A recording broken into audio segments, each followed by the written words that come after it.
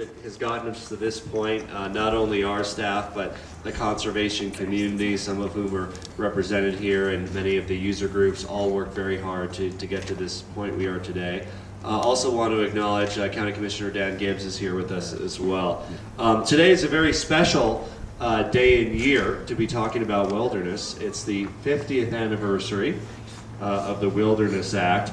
Over 110 million acres of federal lands protected as wilderness, which are symbolic of our heritage and are protected for our children and our grandchildren and all of posterity to enjoy, as well as for the local animal and plant residents to continue to live. Today we're very excited to take another step forward to making our home a better place, enriching the lives of everyday Coloradans, creating jobs in tourism and providing protection to unequaled wildlands and areas that are fit for other uses. So I'm very pleased to introduce the Rocky Mountain Recreation and Wilderness Preservation Act, which benefits wildlife, clean air, local businesses, and our economy, which is why it has a broad coalition of local businesses, elected officials, user groups, and many others who join in support of this exciting new wilderness bill.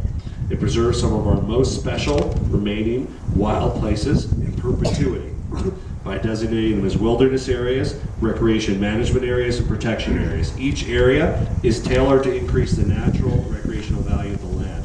So keep in mind that when an area is managed as wilderness, that can be a temporary designation.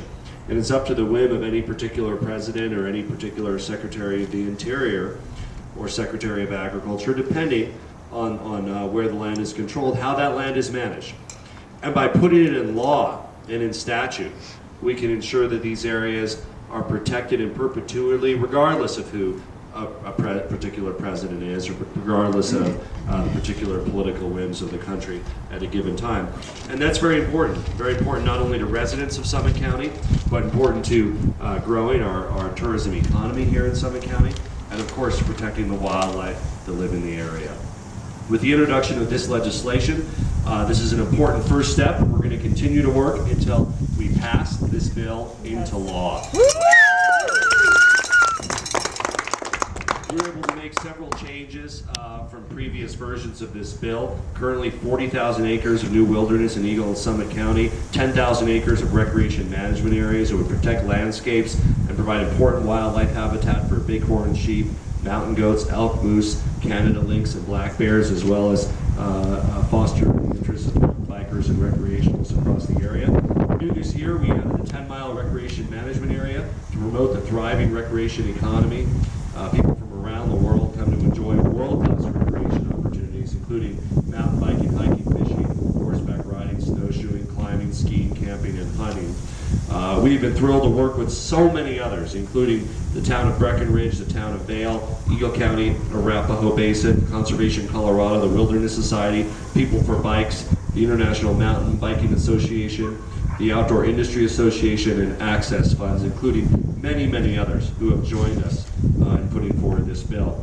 Now I'd like to introduce some of our esteemed guests today, and I want to thank all of them, not only for their support of this bill, but also for their hard work in getting us to this point.